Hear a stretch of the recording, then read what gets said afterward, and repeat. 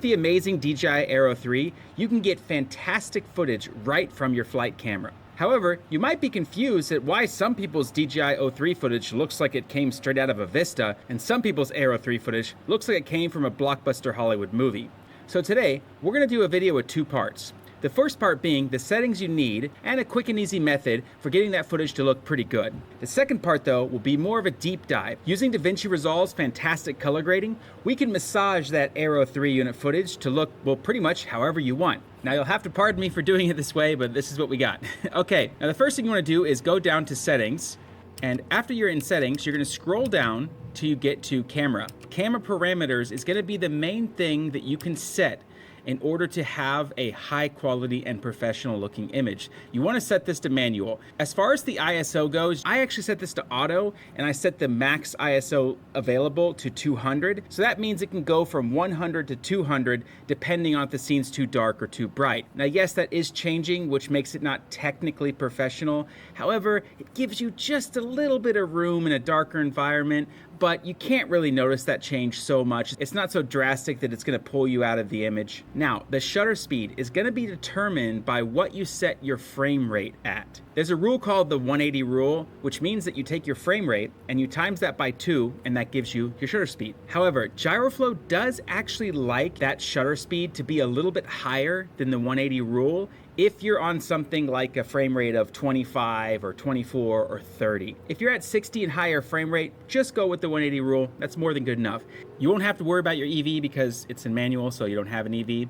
The white balance, you definitely want to set your white balance to manual. You definitely don't want auto white balance, because if you do any sort of color grading and that white balance is changing throughout the shot, it just pretty much ruins everything. So set your white balance to something like 550K, which is daylight. If you're under tungsten lighting or something like that, you could set it lower. Or if you're flying in an office building with really blue fluorescent lighting, you can set that higher. But generally, I just set it at 550K, and then I adjust my white balance later. As long as it's consistent, that's the most important part.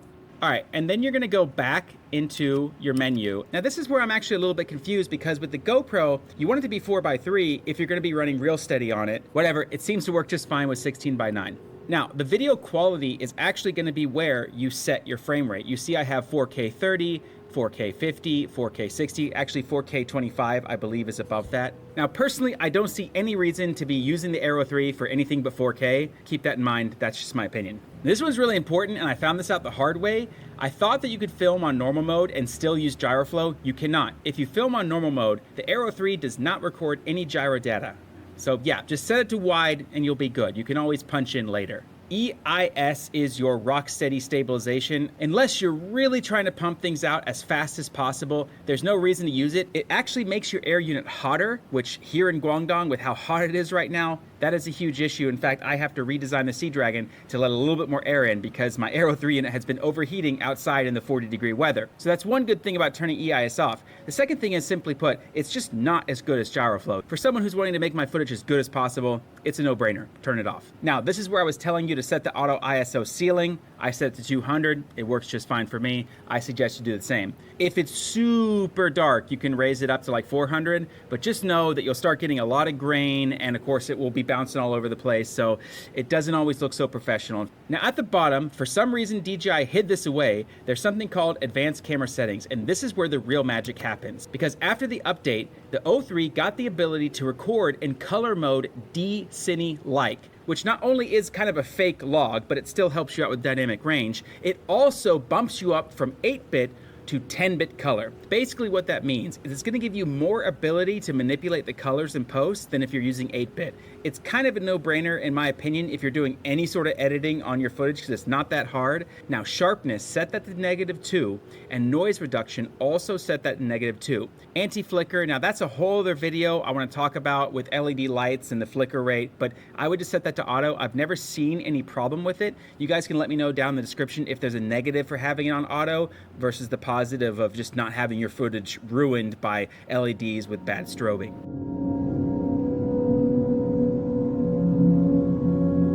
When you're done with that, you're actually gonna get a file like this here. It's going to be pretty big, pretty beefy, and it might even be very difficult for your computer to play it. Now, I have a beast of a computer, and it still lags when I'm playing it in MPV. Not too bad, but you know, it does lag. You're gonna drag it into GyroFlow. You're gonna wait for it to load, and then bam, you're done. That's it. You just click export. Okay, so once you're done, you'll have the stabilized version of the file. Go ahead and drag that into DaVinci. I don't want to get into all the settings you need for DaVinci because that's a whole other video, and to be honest, there's better people out there to teach you how to set up your project for DaVinci. You want to set up your frame rate down here in this little cog wheel at the bottom right. Now set that frame rate before you drag any footage into the timeline, because once you do that, you can't undo it. You'd have to make a whole new project. It's kind of annoying, but whatever. Just set the frame rate that you want for the final video. You're probably filming at 60 frames a second, so you're going to want to set your project frame rate to 30 frames a second. That gives you the option to slow things down for slow-mo, of course, always speed things up. I'm setting mine to 25 because I'm over here in China where I film at 50 frames a second, so I don't have LEDs flickering all over the place. Now, you're gonna drag that into your timeline and just check that everything's okay. It looks like it's nice and stabilized. You're gonna pause it, you're gonna put it on some frame where you feel like is the real meat and potatoes of your video, the hero shot as we call it. Where is the hero shot? I would say something like this. This is kind of my hero shot. I really want this to look fantastic. So you're gonna go to color. Now, this might be a bit overwhelming, but don't worry. This first version, we're just gonna do the real basics of it. You're gonna go over here where you have this node. This is your node tree. What you're gonna do is you're gonna go up here where it says LUTs. You're gonna look for DJI. You're gonna look for the Phantom 4 D-Log 2 Rec 709. You're gonna drag that right onto it. And bam, it pretty much gets your footage where you want to go if you're going for something really basic. You can lower it and raise it depending on how you like it, and that's over down here in the key. Click on key output, gain, and you can kind of lower that and raise that. That's basically like your opacity of the LUT itself. For now, that's good enough. You're gonna go to deliver and deliver the footage. This is kind of a PSA from the future. I realize I didn't say this, but I should. We're about to get into a very advanced tutorial on how to use DaVinci Resolve's color grading. If what I just showed you was good enough for you, stop here and go on to another video. Make sure to like and subscribe, but it's about to get pretty complicated. So if you're not ready, well, get ready.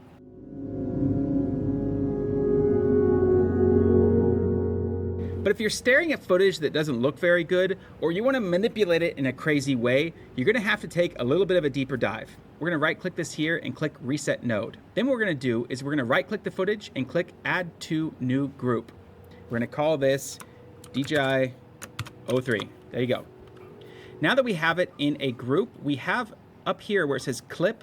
Now we have Group Pre-Clip and Group Post-Clip. We're going to click on Group Pre-Clip, and we're going to go up to Gallery, where you're going to have your power grade window. And there's going to be some things here that you're going to have to download in the description below. I'm going to give these to you. One is called Pre, one is called Post. For the Pre, go up into Group Pre-Clip, and then just middle mouse button click. It will automatically load in the presets that I use. Go to Post and do the same thing for Post. Boom. It will automatically give you a node tree.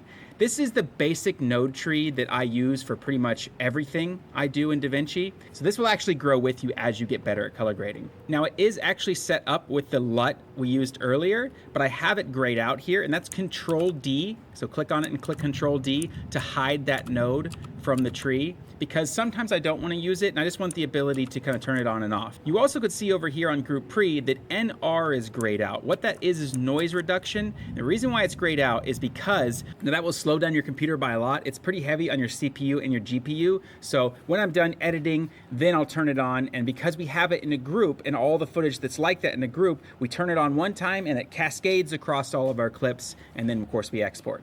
Okay, I just actually got done making that PSA that you saw earlier, so here we go. Anyways, now you'll see on Group Pre a print, retro, and B&W. We have black and white set, simply put, because we want to get the luminance values out of our footage without being distracted by the color values. So the first thing I'll do is I'll go over here to Group Post, I'll go to Balance, and I'll balance the footage. Right here we have a lift, gamma, gain, and offset. You shouldn't have to move the offset too much if you had pretty much the right exposure you needed, but sometimes you do, and in this case, indeed, my overall image is just a bit too bright, so I'm gonna offset that to something like this.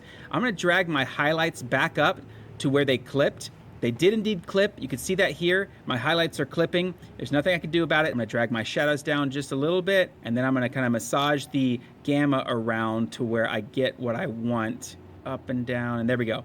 Now I've got the image pretty much where I want it. I'm gonna just zoom around here and make sure that I have an image from all the other shots where I want it. It's a little dark, so I'm gonna drag those shadows up just a smooch, and there we go.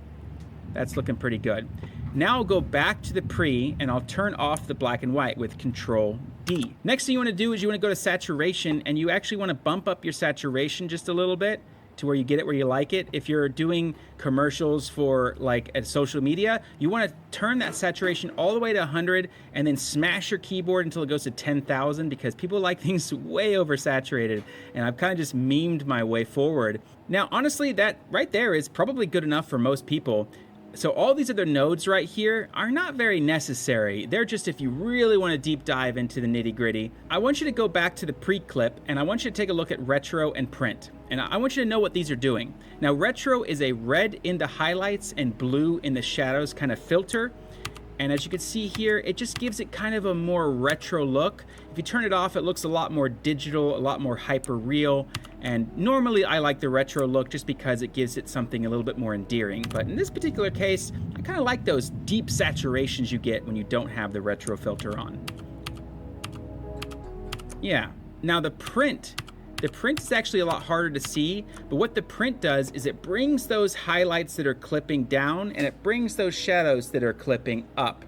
Because we have 8-bit color, you can go into the looks right here, look 1, 2, 3, and 4, and this is where you're really gonna start massaging that footage around. Right here you have this curves custom. You click on that, then you click on hue versus sat. You can click on these little color dots down at the bottom. I click on all of them usually, and it's going to give you anchor points to manipulate your wave.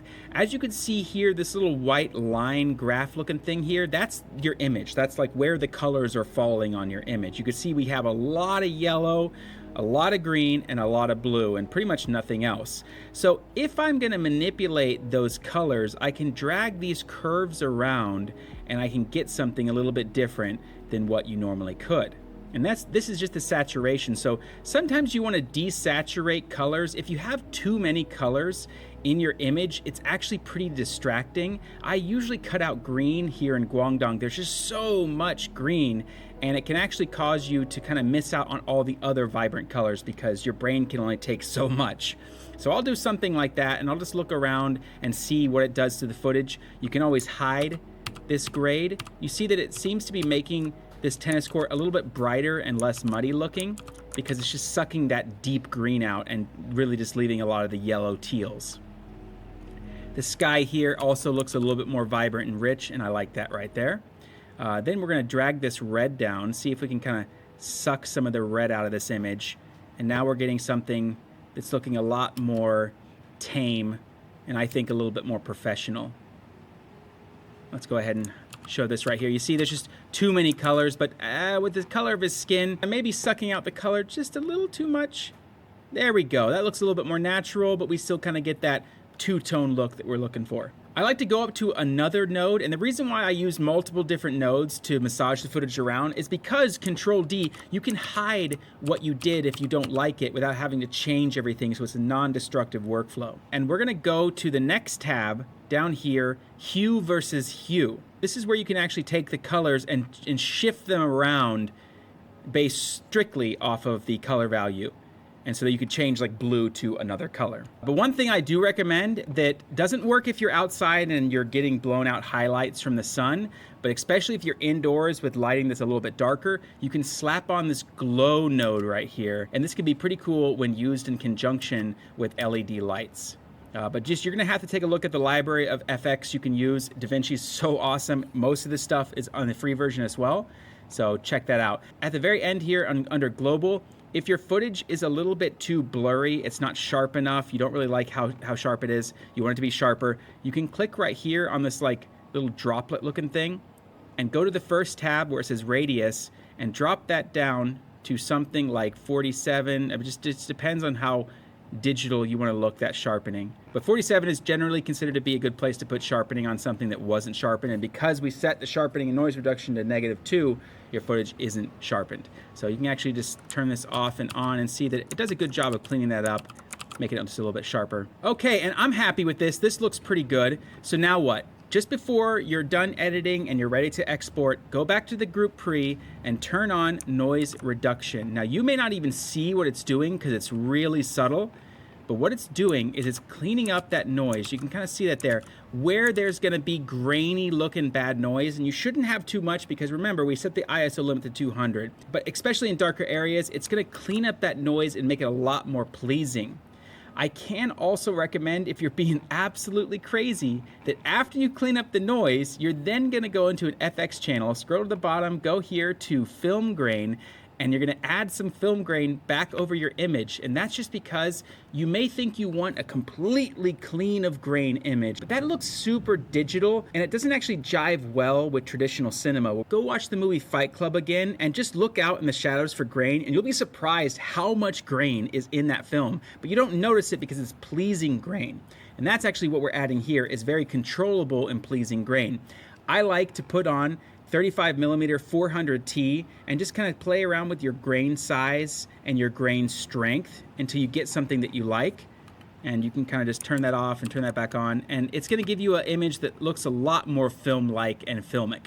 Whew, and if you're still with me, I am impressed, guys. That is a lot. I mean, it takes quite a lot of effort to get good at DaVinci color grading, and I'm still just at the tip of the iceberg. Make sure to like and subscribe and consider... Okay, make sure to like and subscribe and consider... Make sure... Make sure to like and subscribe and I was the foot. I can't do it. Make sure to like and subscribe and consider support me on Patreon. Guys, this is Dr. Quads, and I'll catch you next time. Whew. I propose, and I'm going to digress slightly. We're in a situation. The president asked me to head up a cancer moonshot.